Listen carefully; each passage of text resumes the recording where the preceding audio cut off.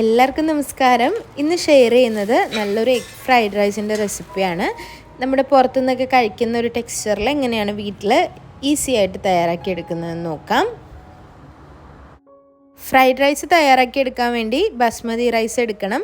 ഞാനിവിടെ ഗോൾഡൻ ബസ്മതി റൈസാണ് എടുത്തിട്ടുള്ളത്. ഇതല്ലാതെ വൈറ്റ് കളറിലുള്ള ബസ്മതി റൈസും എടുക്കാം. 1 കപ്പ് ബസ്മതി റൈസ് നല്ലതുപോലെ കഴുകിയതിന് ശേഷം അരമണിക്കൂർ കുറച്ചധികം വെള്ളം കൂടി ഒഴിച്ച് സോക്ക് ചെയ്ത് വെക്കണം.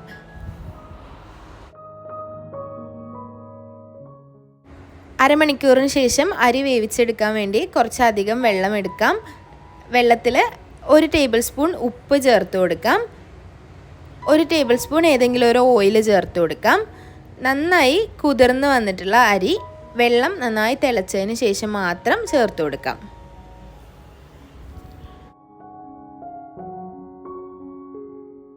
അരി ചേർത്ത് കൊടുത്തതിന് ശേഷം ആദ്യത്തെ ഒരു 4 മിനിറ്റ് ഹൈ ഫ്ലെയിമിൽ വെച്ച് നന്നായി തിളപ്പിക്കുക. അതിനുശേഷം ഒരു മീഡിയം ഫ്ലെയിമിലേക്ക് ഇട്ട് നന്നായി വേവിച്ചെടുക്കുക. ഏകദേശം ഒരു 10 മിനിറ്റ് കൊണ്ട് തന്നെ ഈ ഒരു അരി നന്നായി വെന്ത് വന്നിട്ടുണ്ടാവും. വെന്ത് വന്ന അരി ഒരു അരിപ്പ് ഉപയോഗിച്ച് ഇതുപോലെ കോരി എടുക്കുകയാണ് ചെയ്യുന്നത്. വെള്ളം ഊറ്റിയെടുക്കുകയാണ് ചെയ്യണത്. അരി വെന്തിട്ടുണ്ടോയെന്ന് അറിയാൻ വേണ്ടി കൈ കൊണ്ട് ഇതുപോലെ ഒന്ന് സ്പ്ലിറ്റ് ചെയ്ത് നോക്കുക. അപ്പോൾ സ്പ്ലിറ്റായി പോകുന്നുണ്ടെങ്കിൽ വെന്തിട്ടുണ്ടാവും. പിന്നെ ഒരുപാട് ഓവറായിട്ട് ഇത് വേവിച്ചെടുക്കുന്നത് നല്ലതായിരിക്കില്ല. പ്രത്യേകിച്ച് ഫ്രൈഡ് റൈസിനൊക്കെ നമ്മൾ എടുക്കുമ്പോൾ ഒരുപാട് അങ്ങ് വേവിച്ചെടുക്കില്ല. ഏകദേശം ഒരു 80% കുക്കായാൽ മതിയാവും.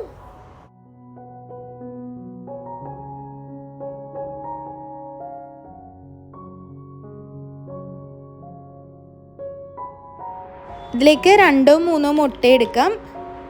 1/2 ടീസ്പൂൺ കുരുമുളക് പൊടിയും 1/2 ടീസ്പൂൺ ഉപ്പും ചേർത്ത് നന്നായി ഒന്ന് ബീറ്റ് ചെയ്ത് മാറ്റി വയ്ക്കാം. ഫ്രൈഡ് റൈസ് തയ്യാറാക്കാൻ എപ്പോഴും നല്ല കട്ടിയുള്ള പാൻ എടുക്കണം. ചൂട് കട്ടിയുള്ള പാൻ എടുക്കാൻ ശ്രദ്ധിക്കുക. ഇനി അതിലേക്ക് 1 ടേബിൾ സ്പൂൺ ബട്ടർ ചേർത്ത് കൊടുക്കാം. ബട്ടർ ഒന്ന് കരിഞ്ഞ് ബേൺഡായി പോവാതിരിക്കാൻ വേണ്ടി അതിലേക്കൊരു 2 ടേബിൾ സ്പൂൺ ഓയിൽ ഒഴിച്ചു കൊടുക്കാം. ഏത് ഓയിൽ വേണമെങ്കിലും എടുക്കാം. റിഫൈൻഡ് ആയിട്ടുള്ള ഓയിൽ എടുക്കുന്നത് നല്ലത്. വെളിച്ചെണ്ണ എടുത്താൽ ഒരു സ്മെല്ല് ഉണ്ടാവും. അതുകൊണ്ട് വെളിച്ചെണ്ണ അല്ലാതെ ഏതെങ്കിലും ഒരു ഓയിൽ എടുക്കാം. ഇതിലേക്ക് മുട്ട ചേർത്ത് കൊടുക്കാം. മുട്ട നന്നായി ഒന്ന് ചിക്കിയെടുത്ത് മാറ്റി വയ്ക്കണം.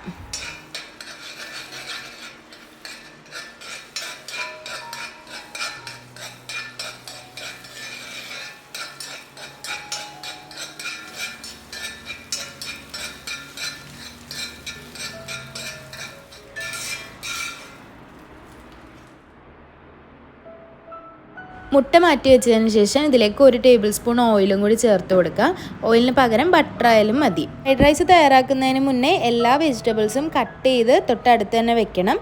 ഫ്രൈഡ് റൈസ് തയ്യാറാക്കാൻ തീ നല്ല ഹൈ ഫ്ലെയിമിലാണ് കീപ്പ് ചെയ്യേണ്ടത്. ഇതിലേക്ക് 1 ടേബിൾ സ്പൂൺ ഗാർലിക് ചെറുതായി ചോപ്പ് ചെയ്തത് ചേർത്ത് കൊടുക്കാം. വെളുത്തുള്ളിയാണ് ചെറുതായി ചോപ്പ് ചെയ്തത് ചേർക്കണം. സ്പ്രിംഗ് ഓണിയൻ്റെ വൈറ്റ് പാർട്ട് അല്ലെങ്കിൽ ആ ഒരു കടഭാഗം ചെറുതായി മുറിച്ചത് ചേർത്ത് കൊടുക്കാം. ഒരു 3 ടേബിൾ സ്പൂൺ വരെ ചെറുതായി മുറിച്ച ബീൻസും ക്യാരറ്റും ചേർത്ത് കൊടുക്കാം. ഇനി ഇത് നല്ലതുപോലെ ഒന്ന് മിക്സ് ചെയ്തിട്ടെടുക്കാം. ഇത് ഹൈ ഫ്ലെയിമിൽ വെച്ച് തന്നെ ഇത് മിക്സ് ചെയ്തിട്ടെടുക്കണം.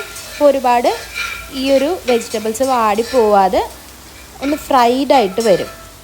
ഇനി ഇതിലേക്ക് കുറച്ച് ഗ്രീൻ ചില്ലി സോസ് ചേർത്ത് കൊടുക്കാം. ഞാനിതിലേക്ക് ഒരുപാട് സോസൊന്നും ചേർക്കുന്നില്ല. ഗ്രീൻ ചില്ലി സോസ് മാത്രമാണ് ചേർക്കുന്നത്. ഗ്രീൻ ചില്ലി സോസ് ചേർത്ത് കൊടുത്തതിന് ശേഷം ഊറ്റി ഒട്ടും തന്നെ വെള്ളമില്ലാത്ത റൈസ് അതിലേക്ക് ചേർത്ത് കൊടുക്കണം. റൈസ് ചേർത്ത് കൊടുക്കുമ്പോഴും ഹൈ ഫ്ലെയിമിൽ തന്നെ വെക്കണം. ഒട്ടും തീ കുറച്ച് വെക്കരുത്. നല്ലപോലെ ഒന്ന് മിക്സ് ചെയ്തിട്ടെടുക്കാം. ഈ സമയത്ത് ഉപ്പ് നോക്കുമ്പോൾ കുറവാണെന്നുണ്ടെങ്കിൽ ഉപ്പ് ചേർത്ത് കൊടുക്കാം.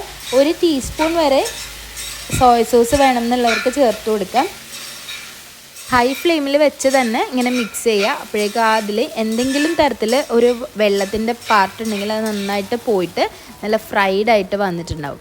അതുപോലെ കുറച്ച് സ്പ്രിംഗ് ഓണിയൻസ് ചെറുതായി മുറിച്ചത് കൂടി ചേർത്ത് കൊടുത്തിട്ട് ഫിനിഷ് ചെയ്യാം. നേരത്തെ ചിക്കി വെച്ചിട്ടുള്ള മുട്ട ചേർക്കാം. മുട്ടയുടെ കൂടെ നിങ്ങൾക്ക് ചിക്കനാണ് ചേർക്കുന്നുണ്ടെങ്കിൽ ചിക്കൻ വേവിച്ചിട്ട് ചെറിയ കഷ്ണങ്ങളാക്കി മുറിച്ചത് ഇതിലേക്ക് ചേർത്ത് കൊടുക്കാവുന്നതാണ്. നല്ല ചൂടോടുകൂടി തന്നെ ഇത് വിളമ്പാം.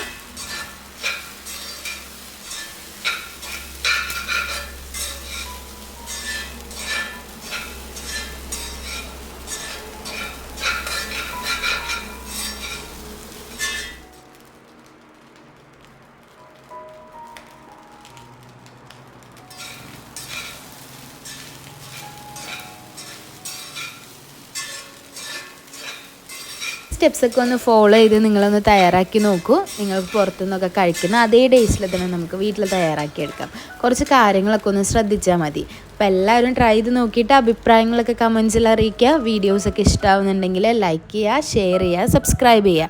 അതുപോലെ നിങ്ങളുടെ ഫ്രണ്ട്സിനും ഫാമിലിക്കും ഈ ഒരു വീഡിയോ ഷെയർ ചെയ്ത് കൊടുക്കുകയും ചെയ്യുക. അപ്പോൾ ഇനിയും നല്ല നല്ല റെസിപ്പീസായിട്ട് കാണാം. അതുവരേക്കും താങ്ക് യു.